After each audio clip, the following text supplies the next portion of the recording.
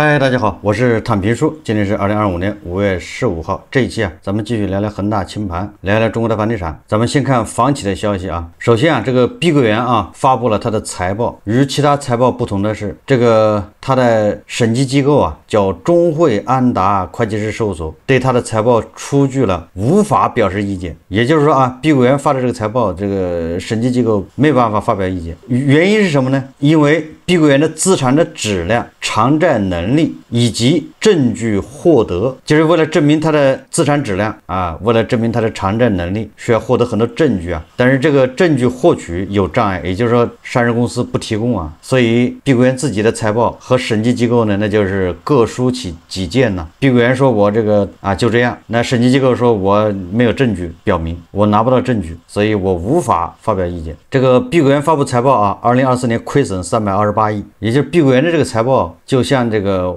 网红超市的那个他定期公布的那个报告一样，就属于自说自话，没有人帮他认可，没有第三方说你这个报告没问题，确实是这样实际上就反映了这个暴雷房企日子是越来越难也很难再恢复正常。这是已经暴雷的那还没有暴雷的呢，在暴雷边缘的，比如万科5月15日，万科公告称，第一大股东深铁集团拟向公司提供借款，借款总额不超过15.52亿元，用途是偿还公开市场发行的债券与本金与利息，借款利率为 2.34%， 借款期限为36个月。这是深铁集团今年第4次向万科提供股东借款，此前分别发生在2月中下旬和4月底，借款总额分别是28亿元、42亿元和33亿元。至此，深铁向万科提供的直接借款已达118.52亿元。也就是说这个万科向大股东这上一次借款刚过去2周也半个月，这个又要借钱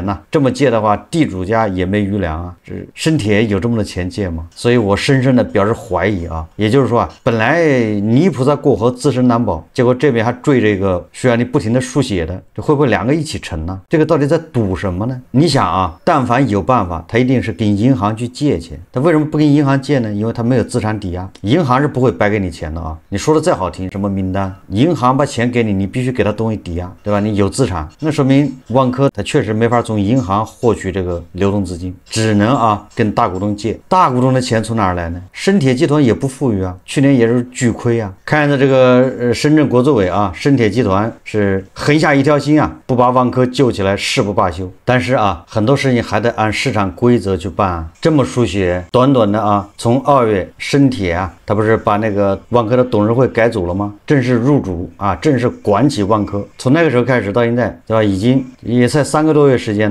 100多亿已经进去了。这100多亿是真金白银，那是钱我们再看这个广州富力地产股份有限公司发布公告称某银行广州分行申请执行 H16 富力4、H16 富力6债券项下抵押物广州富力空港假日酒店。该酒店于2025年5月12日至13日进行第2次拍卖，起拍价2.22亿元，但已流拍。公司表示将继续与银行沟通，争取妥善解决方案。你看看广州富力空港假日酒店2.2个亿都拍不掉，第2次流拍，这个反映2个问题一个就是当下这个就豪华酒店市场舆论就没有人愿意投资，你2.2亿都卖不掉，没人买嘛，没人接盘，就说明当下这个星级酒店它恐怕这个盈利能力非常差。第2个也说明这个经济现在我在以前就说过这个豪华酒店跟谁有关系跟韭菜没关系跟国内的游客也没什么关系。你国内有少部分人会住那个什么5星级酒店或者4星的高星级酒店呢？你国内游一般的都是对付吧。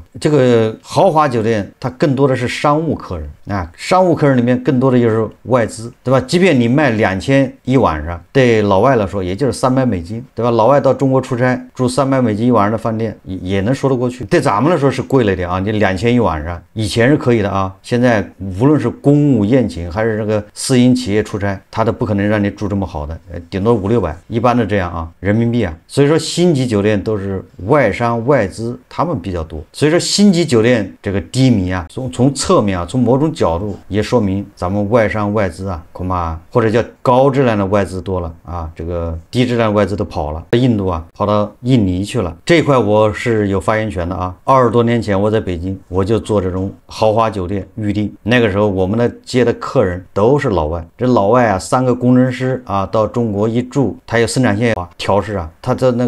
的住当地最好的酒店，必须是最好的啊，5星级的，3个房间，一住就1个月，因为他调试生产线恐怕要1个月，所以那个时候开始啊，这个各地都在新建这种5星级饭店，对吧？一是城市的名片，二呢，对吧，也应对啊，就是为了满足这些外商啊他们的需求。所以我说啊，这个广州富力空港假日酒店啊，拍2回都拍不掉，而且起拍价只有2.2亿都没人买，那只能说明啊，这个星级酒店啊，这个现在盈利堪忧，不赚钱。那从侧面就反映恐怕是外商啊少了。我们再看一条消息啊，这个第一财经记者报道啊，说这个央行居民买房投资更趋理性，5年来居民贷款占比降5个百分点，今年以来信贷结构持续改善，支持经济结构转型。第一财经从央行获悉，从企业和居民角度看，2021年至今，企业贷款占比由63%升至68%，居民贷款占比相应由37%降至32%。一升一降的背后，表明信贷资金更多投向了实体企业，居民融资需求下降，也与买房投资等更趋理性有关。从行业头向看，2021年至今，在全部中长期贷款中，制造业占比由5.1%升至9.3%，消费类行业占比由9.6%升至约11.2%，而传统的房地产和建筑业占比则由15.9%降至13%。这个央行的数据啊，告诉我们，这5年来啊，韭菜是越来越不愿意买房，因为居民的贷款在整个贷款比例占比降了5%嘛，那就大家更不愿意去贷款买房，就因为居民贷款主要是买房啊，尤其是中长期贷款。实际上，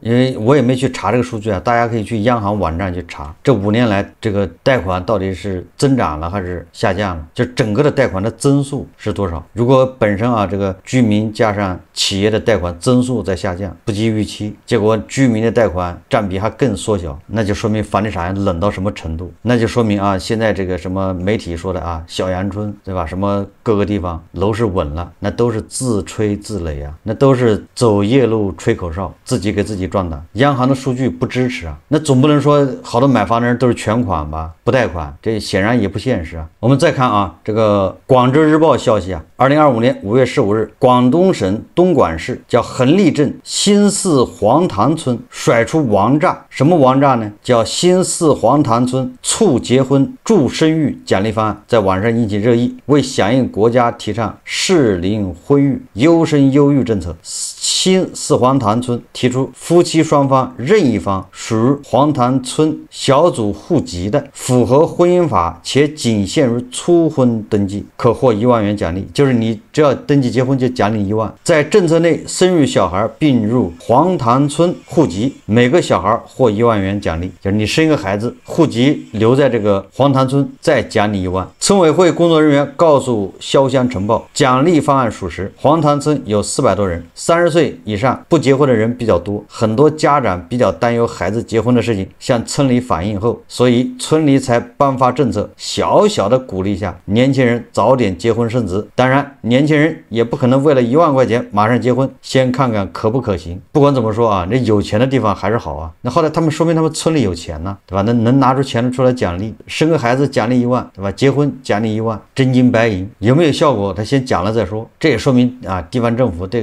这个人口出生率啊，对这个结婚呢也是操碎了心呐。所以从这个人口，对吧？这个结婚率啊，结婚人数这些来看，对吧？未来对房价都不是什么好消息啊，对吧？长远看人口嘛。这个湖南的三湘都市报报道啊，说株洲市3孩家庭购房奖励1万元。近日，株洲市人民政府颁布关于进一步促进房地产市场回稳向好若干措施。措施明确啊，符合生育政策的2孩及以上家庭，在株洲市购买新建商品住房、签订新建商品住房买卖网签合同且缴清契税的2孩家庭、3孩以上家庭，分别由财政给予5000元、1万元购房奖励。这个你看啊，比广东就稍微弱了一点了。广东是你生一孩子就给你1万，这株洲这个你得生3胎呀，再给你奖励1万，还得买房。我们再看一遍报道啊，这个报道是新周刊，我记得应该1个月前吧，咱们节目也聊过啊，不是有人在意大利啊花1欧元买那个房子嘛，完了这个就面临这个维修，对吧？面临各种保养。说意大利很多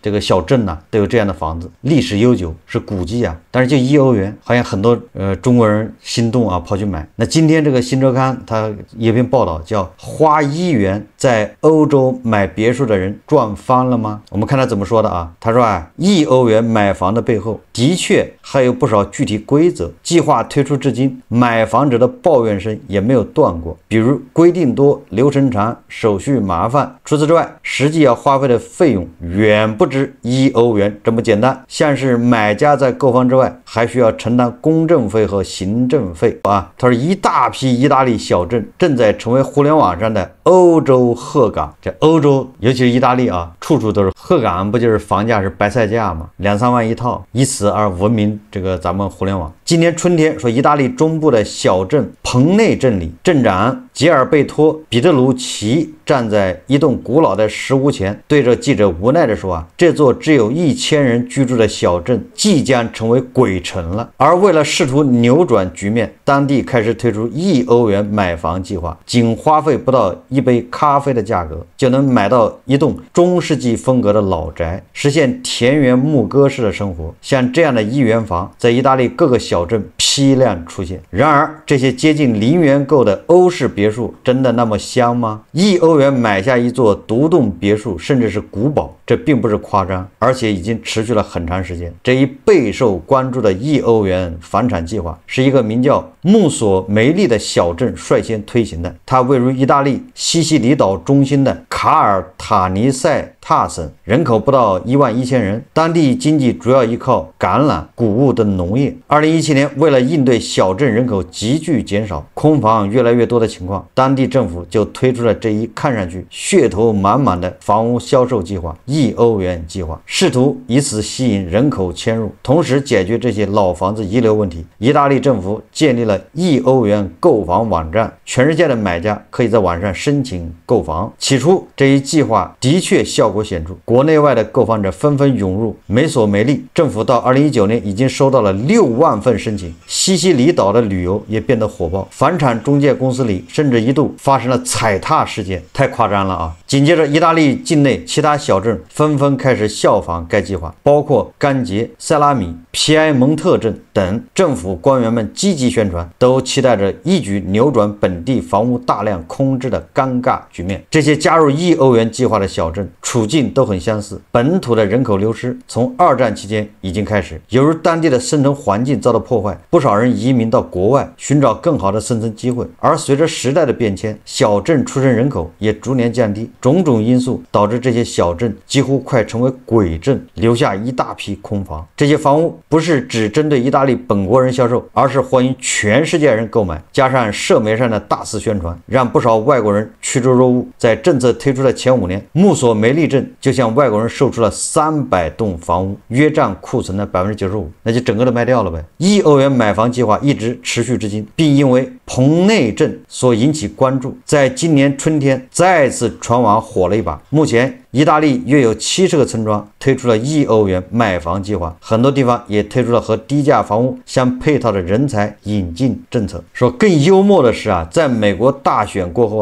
那个意大利还有小镇在网站上写出针对美国人的宣传语，说你是否被全球政治所困扰，是否想要拥抱一种更平静的生活方式，同时寻找新的机会，是时候在迷人的萨丁岛天堂开始你的欧洲生活了。那么1元购后那些买房的人现在都什么样子呢？我看媒体报道他说风景绝美，房屋免费，一切都很容易让人联想到那句话，免费的才是最贵的。1欧元买房的背后的确有不少具体规则，计划推出至今，买房者的抱怨声没有断过，实际要花费的费用远不止1欧元这么简单。像是买家在购房之外，还需要承担公证费和行政费。与此同时因为这些房屋大多年久失修，内部发霉破损严重，买家往往需要交一笔高昂的翻修保证金，这笔保证金在1000欧元到5000欧元不等。地方政府会要求买家在一定时间内提出修缮计划，通常是从购买起1年内。此外，买房者也要在一定时间内完成修缮老房子的任务，一般是3年。如果3年内买家没有完成，那么一开始交的翻修保证金就不会退回。而翻修也是个难题，意大利乡村的不少房屋都是有着历史价值的古建筑，受到严格的保护。在修缮房屋的同时，买房者还要遵守当地建筑保护法规，建筑物的结构、外观都有要求，不能随意更改。为了收益最大化，不少小镇的镇长会亲自组建建筑师和工匠团队，带着一帮购房者一起执行修复工作。当地也推出了很多懒人修缮包，2万欧元基础翻新，4万欧元精装。而即便是房屋已经修缮一新，在小镇的真实生活或许也没有看上去那么梦幻。4万欧元你这精装的话，那就相当于你要花40万呢。买房是没花钱，对吧？你要把它精装一下要花40万，你才能住啊，否则你住不了人。即便你精装了之后呢，说这些人口稀少的小镇大多缺乏支柱性的产业，居住在此的人很难找到理想中的工作，即便是自主创业也很难。很多乡村小镇上的基础设施相对匮乏，医疗、商业、交通都不太方便，但现实问题一个接一个的出现在眼前，很多曾经炙手可热的1欧元房屋都没能真正摆脱原本的命运，再次沦为了空房。但依然有适合的人从1欧元计划中得到了他们想要的生活，只不过需要另辟蹊径。像是多家国外媒体都曾报道过的意大利夫妇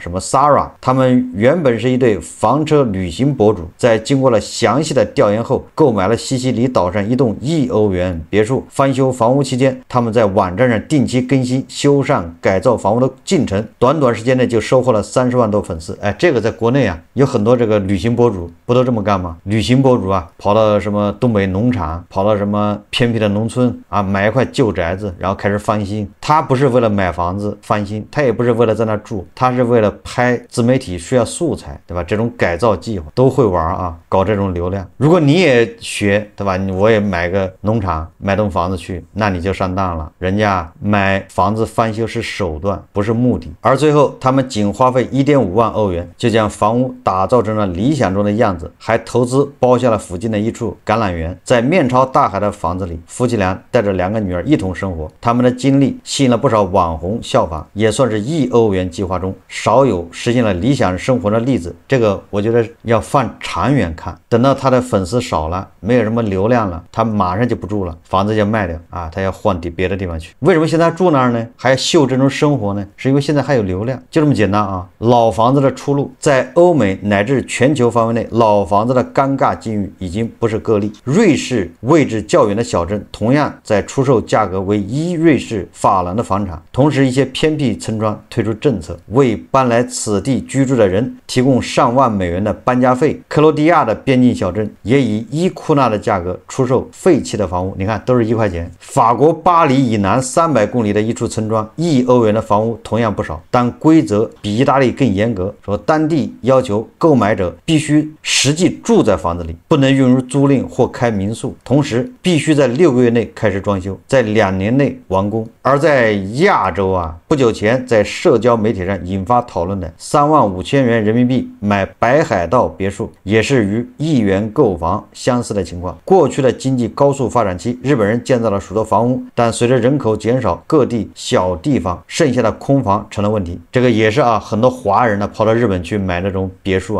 木房子，对吧？叫一户建，这个咱们也介绍过说日本有超过900万间无人居住的房屋，约占所有房屋总数量的14%。而这些空置房屋就算无人居住，依然需要每年缴纳房屋售价0.3%到0.4%的房产税以及各种附加支出，给持有者造成了不小的负担。就是你不住，你房产税要交为了能够顺利出手，屋主们只能将房价一降再降。在北海道，几万元人民币一套的房屋的确很容易找到，但和意大利小镇的情况相似，这些老房子隐性支出同样不少。在雪季漫长的北海道，雪害保险就是一笔硬性支出。此外，还有房白蚁处理费、除雪费等等，就是你的持有成本是很高的啊。说零元购的房屋同样不少，一些房产公司甚至想出了乡下的别墅、大平层以租代售的办法，比如长崎市的房产公司就推出了赠送型出租房项目，将房子以每月3万日元的超低价租给住户，10年后住户就可以拥有永久的产权，你租够10年，这房子就是你的了，送给你。说不少地区甚至诞生了空屋猎人这一职业，很多欧美人来到日本，专门寻找合适的低价房，让充满想象力且有改造能力的人来使年久失修的老屋重新焕发生机。而回望这些经历了辉煌岁月的老房子，麻烦重重的一元购，谁不能保证将他们改变成理想居所，却依然给他们被看见、被改变的机会？毕竟这些房屋都曾有着远非金钱能够衡量的高光时刻。这个意大利、日本、法国、欧洲啊，小镇上这些鬼屋啊，咱就不聊了。实际上，在咱们国内，这种现象是比比皆是啊。以前都是农村，大家可以在网上查新闻啊，咱们有很多遗弃的这个小镇、农村、